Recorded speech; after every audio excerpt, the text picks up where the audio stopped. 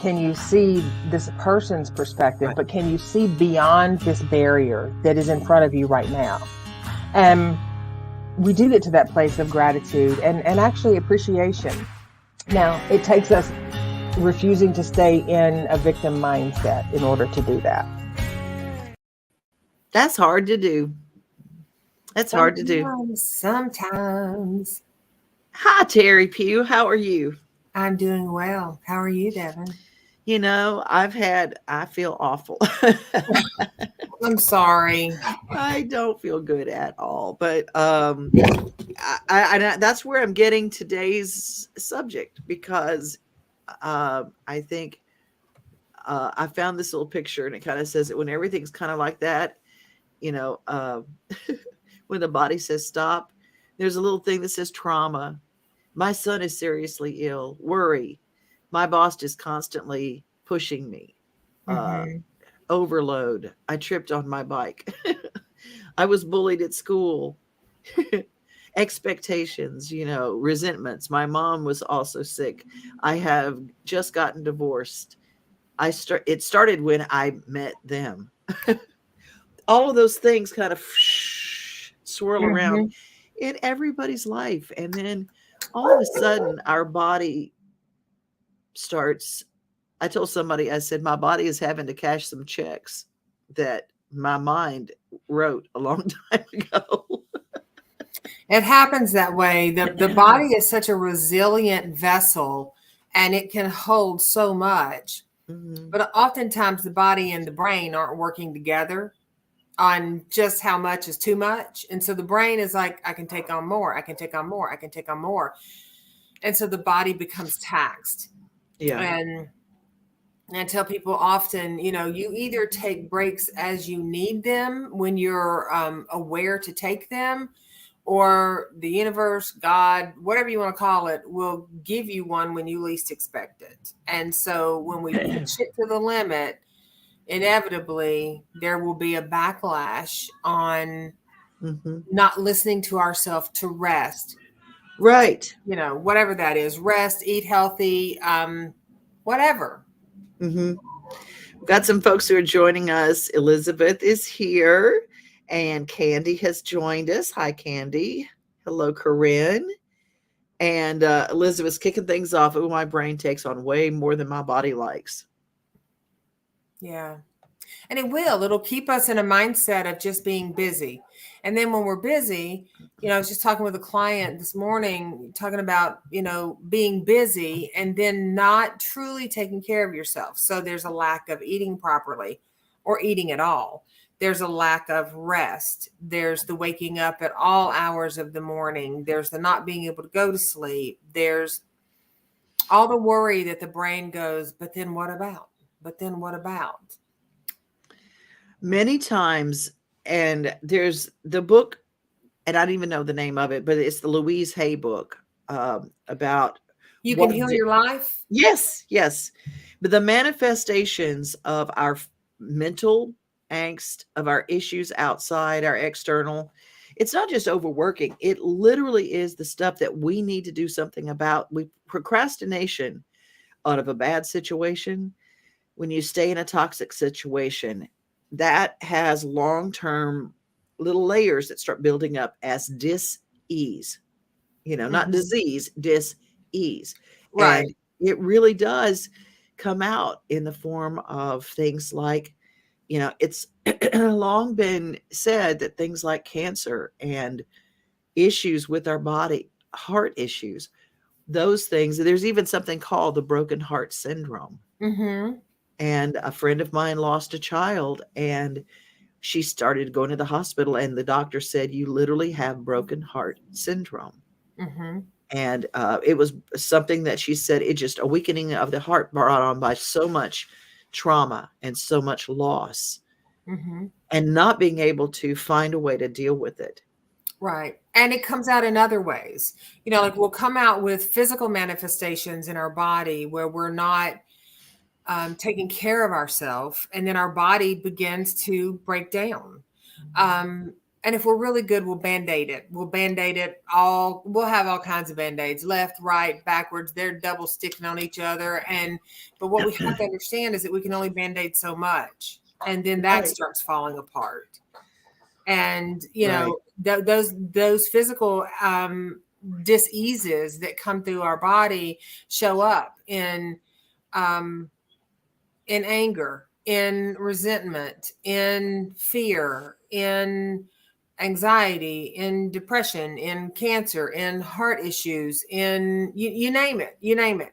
Now, is there scientific proof to that? Some will say yes, some will say no. There's, and I can't remember his name right now. I'd get it wrong if I even did remember it, but there is a Japanese doctor or scientist who did a study on plants, rice, and water. How if you have them, if you take a jar of rice and you put it in water, you cook it and then you put it in water and you label one hate and one love.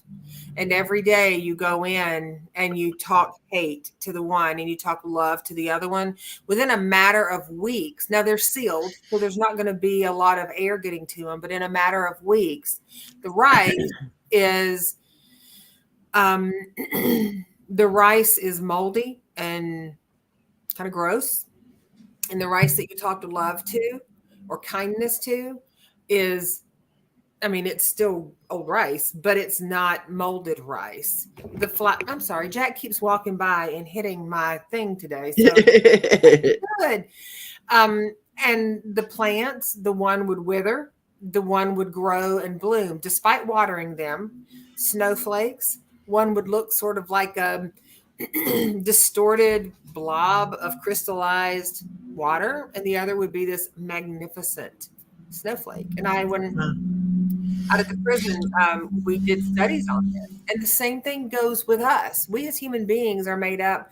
We're humans. We're growing. We're also made up of water. There's substance there to us. So what we think and what we put in us creates that dis-ease or the harmony.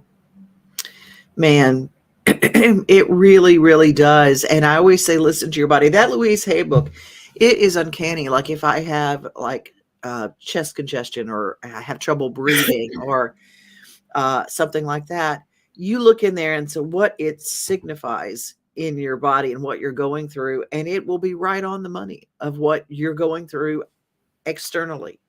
Right. And it's like, oh my gosh, sometimes we have to let go of things. We have to take up, we can't be passive through our entire life.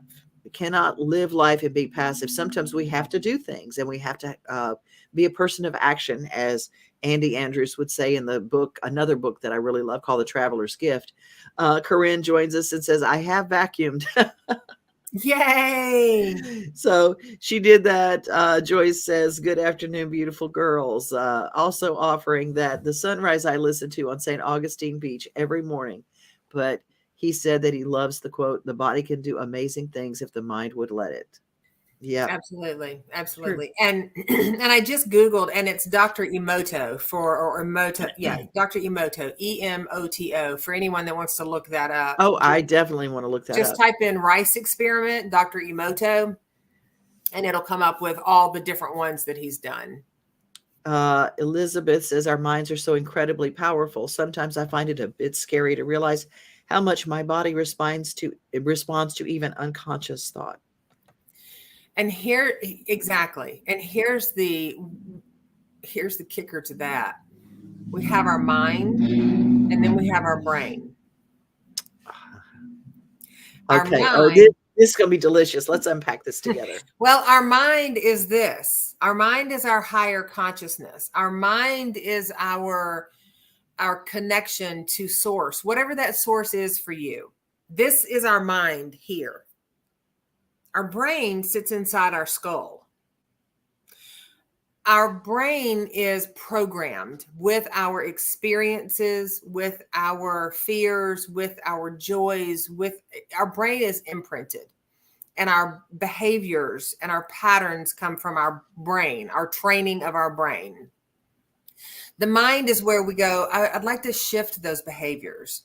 So I'm going to become mindful. So I'm going to start making actions that will challenge that brain's automatic pilot to do something different. And a lot of times we talk about wanting to do something different, but that familiar pattern is so ingrained from so many different imprints in life and so many different experiences and situations and social settings and family dynamics and relationship modelings and all of that, that it can feel like a betrayal to shift out of the way I've always done it this way. Oh, yes. She's just a worrier. That's what we are. We're just an anxious family. We're just a this or we're just a that. That's not true. That's the experience. It can be shifted. Yeah, we get so caught up into the grooves of that, look, okay, if you plant things in rows, I used to ride the tractor with my grandfather. Every year he'd go back and he would replant in the same place. He would go and replant. But he had to redo the rows every year. He didn't let the existing rows be where they were. He tilled up the soil and created new rows. Because if you had the same thing every year, planting the same thing on the same old row, it doesn't yield good things. It doesn't work as well. And this just came to me. You always have to retill your field. If you're still trying to plant the same thing in the old rows, it's not growing well. And they always say the definition of insanity is doing the same thing over and over and over the same way, expecting a different result. Right. We know what the result is we want. We want to be healthy, healed, and whole. But you have to do something physically. And sometimes it's moving out of a situation. Who we surround ourselves with is very, very important. Did you just post a YouTube link? I did. Okay. Did it mess us up? No, it did not mess us up. Okay. In everything. If you look below, Corinne likes.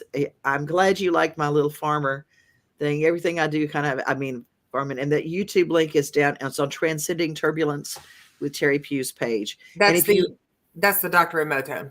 Yeah. And if you did not mess us up at all, I just wanted to make sure that was you and not somebody that's just writing on your page. But it's a ghoster on my page. Every now and then you got to like it.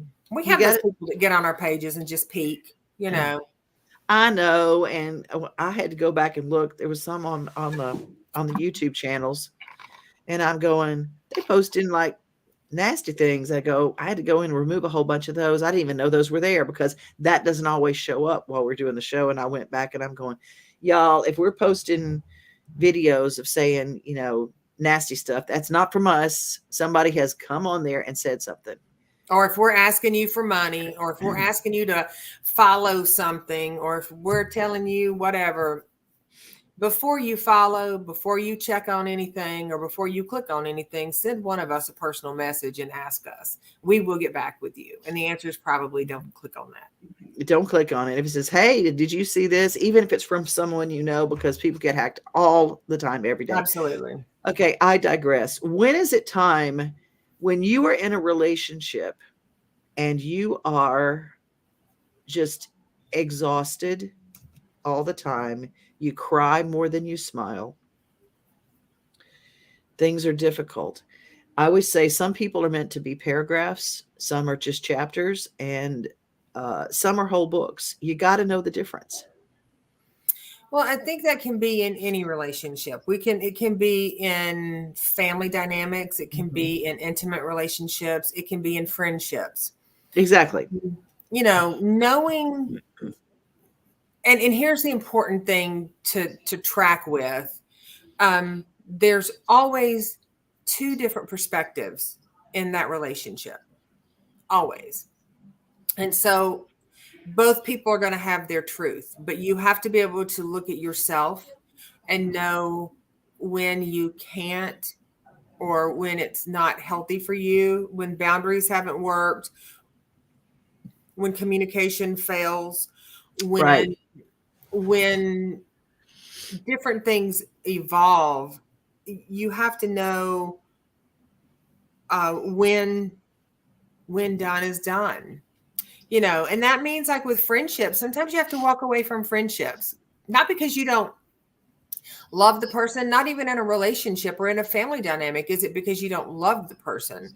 It's because it's not working, and somehow or another you're not hearing. And that can be a hard thing to do.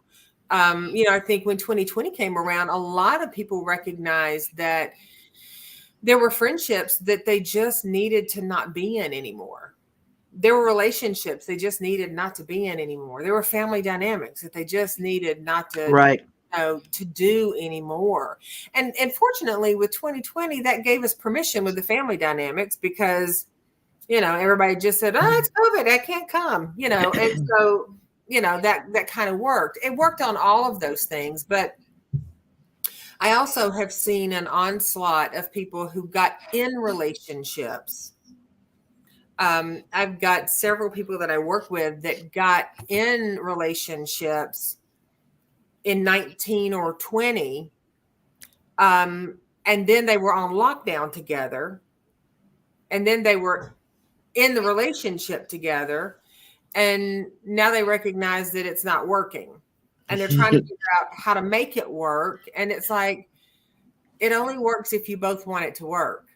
And if you don't both want it to work, then you have to have respect and grace and let it not work. Yeah. It's like, I'm sorry, but you're just a paragraph. Well, and those are challenging for people, because you don't ever want to hurt somebody. I mean, that's just where it starts. And you don't ever want to be hurt. Right. I think that, like I said, the 2020 thing with a lot of people, that was a big thing. And, and growth is not always easy, but listening to yourself and being able to hear without reacting, but just hear. Listen to your mind, not your brain, because your brain is going to screw you every time. Your brain is going to have you reacting and projecting and blaming and all of that.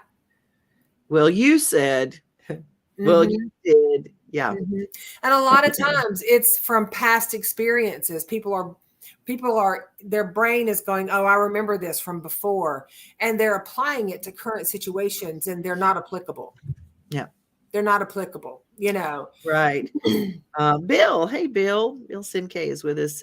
Big difference between sharing your life and giving up your life to make the other person happy. Absolutely. Yeah. Absolutely. And if you find that you're in a situation where you're not comfortable in your own skin, you're not around your friends, you're not doing the things that you enjoy doing, then you have to look at that. And, and it doesn't mean that you're alone if you're not with that person. And it doesn't mean that you're lonely. You might be for a hot minute, or maybe for 10 hot minutes. I don't know. But this trip around the sun and what we call life, it's so precious and it's so fleeting. And that, I don't say that to scare people, but we have to take care of our hearts. We have to take care of our minds. We have to allow that relationship to take care of our body. And we owe it to ourselves to listen when we need to take a break. If it's from a person, if it's from a job, if it's from your kids, if it's from, the negativity, sometimes it's from the positivity. Sometimes you come across some people who are very uplifting and very positive people, and they are hit head on with something that they didn't see coming, and they just don't have it. They don't have it to give. Right. And those people need to be able to step back and honor their self. True that. Elizabeth says it's so hard to simply walk away when we shouldn't be somewhere anymore. Well, that's people, jobs, whatever. Walking away can lead to a much happier road for us. But the unknown scares us into staying because we want to be comfortable. Even it's the Terryism, the uncomfortable The comfortable, uncomfortable. The uncomfortable, comfortable. Oh, I switched that. I'm dyslexic in my mind. So, but we get caught up in that. Linda, hi Linda from Hey, Texas. Linda. Growth is not always easy. So true. And It's not, but I'll tell you, hey, here's the Candy. hey Candy, here's the thing. I was watching something and I don't know what it was. I was watching it the other day and someone said it's not the change that's scary or hurtful or not easy. Mhm. It's the emotional attachment. And Bill, chime in on this if you want to. It's the emotional attachment that our brains have, the synapses have fired and said, this is it. This is scary. This is sad. Right. This is hard. And it's like, it's really not hard. Like, if we assign it to be hard, now, does it pull on our heartstrings and does it make us emotional?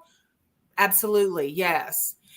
But when we start saying, this is so hard, this is so hard, this is so hard, then what happens is our brain goes, yep, this is hard. And now we need to create a reality for that. Where's the hard? Let me find the hard. Let me find the challenging. Let me find the sad. And let me find Wow. the angry. And then it goes to it. And it is on it like a dog on a bone. Exactly. The unknown is scary, Elizabeth says. I try to remind myself it is exciting, not scary. The comfortable is where people like to stay, Candy says. Mm-hmm. And Joyce adds, I am a lot of people's go-to person for encouragement, but sometimes I'm just low and need encouraging myself. But I'll always be there for anyone who needs me. That's right. That's right. Well, guess what? Joyce is coming to the hugging workshop this weekend. So we're going to fill that cup up and she's going to take a to-go cup with her. So I know she's I'm looking forward to the hug Saturday. Hugs are great for our mind and body. Yes. Absolutely. Absolutely. Words matter, says Elizabeth. We need to talk positively to ourselves.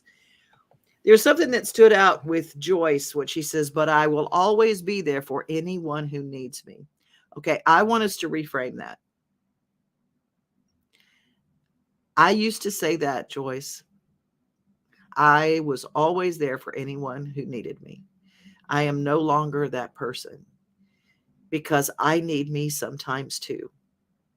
And I don't want you to feel, because sometimes we become that person. I'm always there for anybody who needs me. Not everybody who needs you is worthy of you. Is worthy of that time. If you're not getting back anything from that, that's a heavy weight to carry. You're not a bad person when you say, let it go, let it go.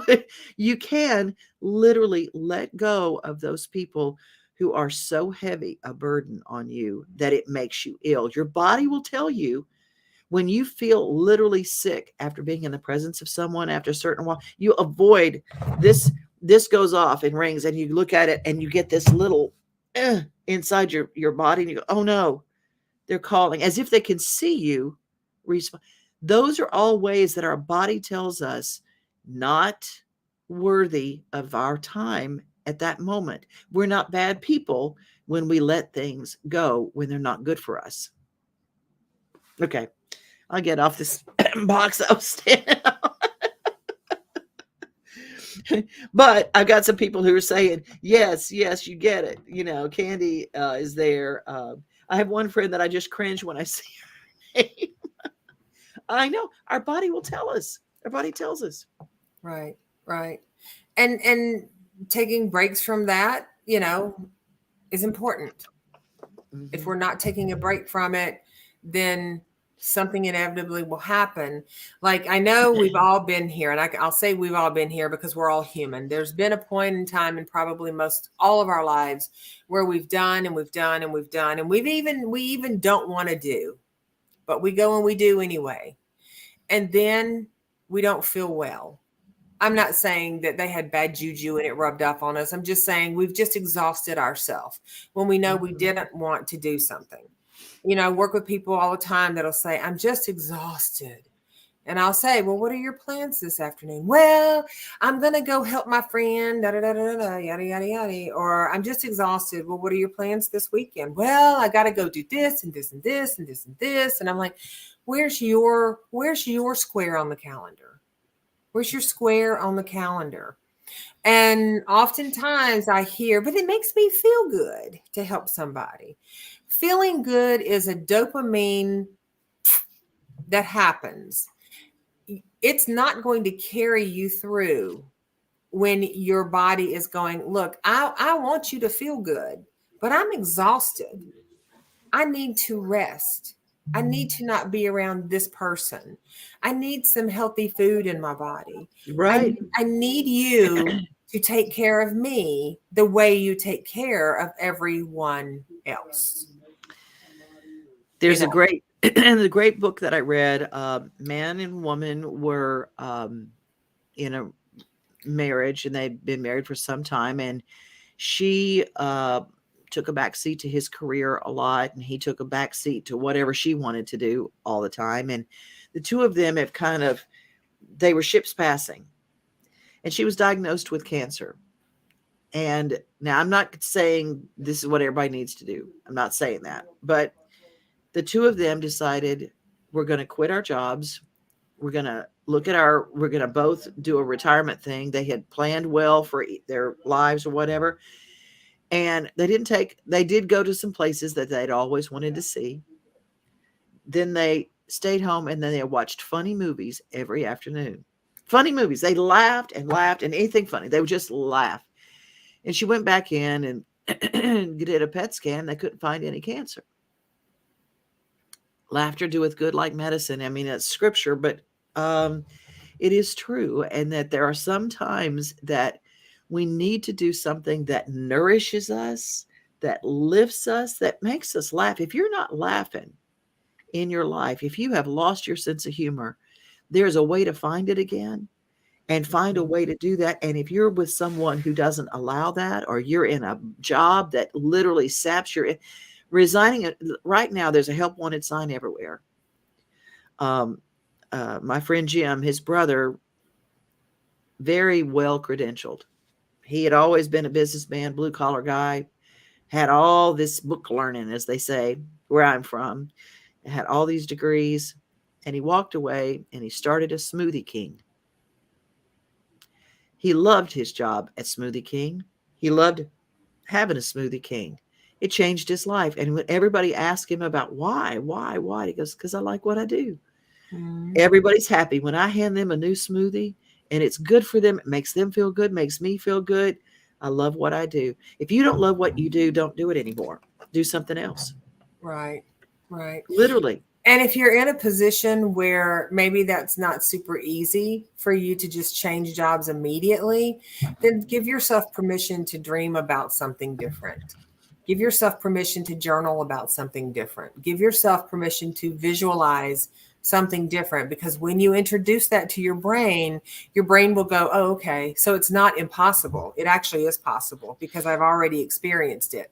And then watch the things that unfold for you, and don't be afraid to say, yes, I think I will do that when it's presented to you, especially if you like it. And if you're the kind of person that you find yourself, there's a lot of people that will be like super happy and chummy with at work, and everybody at work thinks they're just, they're just so funny.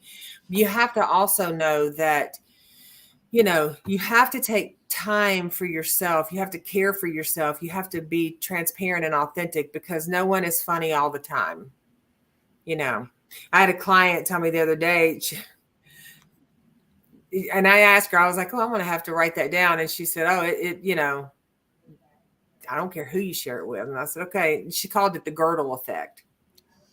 She said, I'm with someone who is put so together that everyone around them thinks they are just the bee's knees. And when they come home, I have to help them take that girdle that they've been around people all day long, and they've been funny all day long, and they've been all of this all day long, and they don't even really like people. And so they've been pretending. And she said, and I have to help them take that girdle off And she Mhm. said, and what happens is the first unzip or unlace or whatever of the buttons, all of a sudden, she said, it's like a can of biscuits popping, and buttons are going everywhere, and laces are slapping and cutting. And she said, and what I recognize at the end of the day is that I'm the one that's taking the brunt and no one else sees it. And I said, that requires some communication. That requires finding out, what you can do for you that creates happiness for you. And it requires boundaries and communication, with your partner, so that him and you can talk about what's happening. Right. That's exactly what we need to do. We have to take inventory on everything in our life. We have to tidy our homes, but we also have to tidy our lives. We need to do things that lift us up, Candy says, and also do things that let us recharge. Mm-hmm. And the things that lift us up can absolutely at times be the same things that recharge us. Truth. I mean, I hear people all the time say, I'm just going to sit home this weekend and veg on, whatever it is they're wanting to veg on. And, and there's a lot of times, depending on how you're raised, it's like, ooh, you don't need to be just sitting around watching TV all weekend. But if you're not sitting around watching TV all weekend, every weekend, and from the time you get off work to the time you go to bed every night, I mean, if you do, if it's your thing, knock yourself out. But, if you're doing something, and like you were saying earlier, Devon, watching something that has laughter in it, watching something. I love to watch the Andy Griffith shows when they come on. They don't, I don't necessarily hee-haw and slap my knee in laughter, but it feels good. Yeah, it's that thing, that warm hug kind of a feeling. Hey, Mm-hmm. Mona's joining us. Mona. Elizabeth says, those who tell us we are selfish for taking time to recharge ourselves are the same people we probably need to walk away from. Ooh. Yeah. Finding something that you like to do, like Candy has taken up painting and she's really wonderful at it. Like painting is a charge to my soul. Mm-hmm. Mm-hmm. I have a friend who started making soap. Nice. It's like, and I said, oh, are you starting a new business? She goes, no, I'm just making soap. Yeah. You can, wow. I never even think about it. I just want to make soap. Pretty colors. I love this. Corinne, you and my little sister. I watch Gunsmoke all the time when good almost always wins out. My sister always goes, well, like what happened in Gunsmoke. Do you remember that one with Dirty Sally? Yeah. Yeah. I love to paint rocks, like the I guess they call them creek rock, but it's the ones that are about the size of an orange, but they're a little flat. They kind of look like a hamburger patty when you pat it out. I love to paint those. Yeah. And, and when I do, I always sit down and say that I'm having my own little private session of intention rocks. And what I do is because intention rocks, and then also intention really does rock. It's an amazing thing. So when you sit there with intentionality and you paint words or images on rocks, and then you leave them out for someone else, or you leave them in your own garden, there's a sweet little happy burp that comes up inside you when you see them. And that's a pleasant thing, it's a pleasant thing. I really like that. I really, really, really like that. We should do an Intention Rocks workshop. I think we're starting to get into some stuff that I think I'd like to do that. Elizabeth says adult coloring books here with more gel pen colors than I can count. I really love that. Mm-hmm. And that sounds fun, Teri. I'm going to try painting intention rocks this week. It's awesome. We love giving little things. I always say, go ground yourself, take your shoes off. It's good weather for that. Go stand in the grass. Give yourself some time to connect with your spirit. And what is it I want to do? And if don't answer that question quickly. Right. What do you want to do? Because there'll be a lot of things that you need to do. There'll be a lot of things you have to do. But what do you want to do? What moves your soul? Yeah. It's because if you're a people pleaser, you're going to want to please people. Mm-hmm. I want to do that. It makes me happy. I want to do that. It makes me happy. Corinne, And- me right now, I want to take a nap. Corinne, I love you, and I'm all about the nap. Right. Right. I'm all about it. I think it's good. I think it's important. I think we need to consider those, take those naps, and do the things that make us feel good. The hug workshop is this weekend. TeriPugh.com has details. Do you have any openings, or is it full? I think I've got space for 2 more people. It is on the website, but also you can just message me on social media. So it's a 2-hour, it's an abbreviated, it's 2 hours. So it's packed full of all sorts of goodness. And Oh, Elizabeth's going too. she is going, Yeah. yes. And it's going to Joyce. be. No, I'm not okay, and I will not be at the hug workshop. That's that. right. It's That's like, right. oh We my were just gosh. talking. Yeah. Yeah.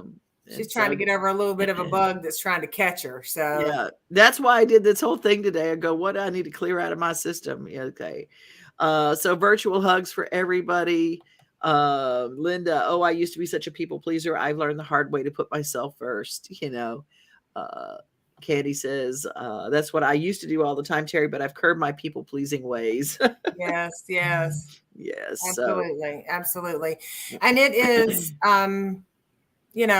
there's nothing wrong with being a kind person and pleasing people. We just have to know that when you're in that space and you're giving, everything is, and people don't like this word, but everything is transactional. Everything has an energy exchange to it. So if you're giving and giving and giving to someone and they're not giving something back, if it's not joy, it doesn't have to be monetary. If it's not joy, if it's not kindness, if it's not a kind word, if there's not some energy flow coming back, you have to look at those relationships. And sometimes, overnight they change. And sometimes it's a slow grind and they change. But you have to be truthful with yourself and look at it and just see what needs to happen, even if it's not what you want to happen. Not everybody wants to set boundaries. Not everybody wants to, end relationships or leave jobs or, whatever. But sometimes, we say this all the time. Sometimes the universe, God, source, spirit, they've got a bigger plan, and we don't have to understand it, and we don't even have to like it. But it's just like taking care of yourself. If you don't take the breaks when you need to take the breaks, the universal 2x4 will hit you upside the head and you will get sick. You will be down in your back. Your knees will go out. Your arthritis will flare up. You'll get you some gout. You get a headache. You'll do all of these things. And just be mindful to take care of yourself, and also understand that sometimes some people are going to take care of themselves and then they're taking care of themselves. You're going to be the person they're going to let go. And it has to be okay. Candy says that she knows the difference now between people pleasing and kindness now. That's really brilliant. You guys, we're gonna put a bow on this puppy because I got to go to bed. There you go. Go take I you a nap. I ain't even lying. I was like, I feel awful, and it just like jumped on me last night late, and I was just like, oh. And I was supposed to be narrating an audiobook this afternoon. I called Dave this morning, and when I first, I couldn't even utter words. And he says, I don't think we're going to be working today. Yeah. So, well, you go take care of you. Thank you. Go people please Devon right now. And all of us watchers and listeners and all of us, we're sending you lots of love and big hugs. Thank you. And I will miss you at the workshop this weekend, but I know you're doing what you need to be doing. And, we'll do us another workshop real soon. Absolutely. Absolutely. I love y'all guys, and take it home, Teri. Absolutely. Well, as always, we appreciate each and every one of you sharing with us, choosing to share your time, your midday or morning or wherever it is that your evening, if you're, across the pond, We appreciate each and every one of you choosing and, to spend time with us and to share with us and letting us be a part of your life and you being a part of ours. So until we see you next week, please take time to be kind to yourself and increase the peace. See ya.